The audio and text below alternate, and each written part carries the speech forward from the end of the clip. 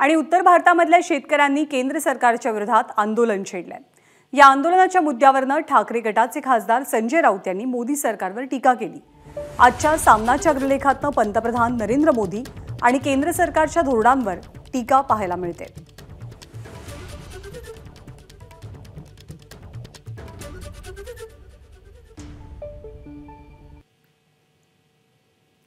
सामनाच्या अग्रलेखातले महत्त्वाचे 10 मुद्दे आपण पाहतोय।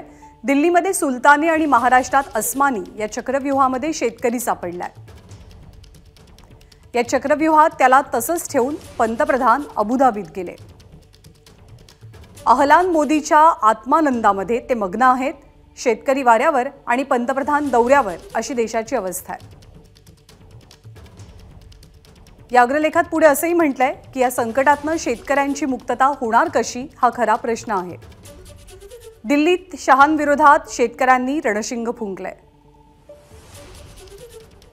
अर्थातच त्यांच्यावर हुकुमशाहीचा वरवंटा फिरवला जातोय।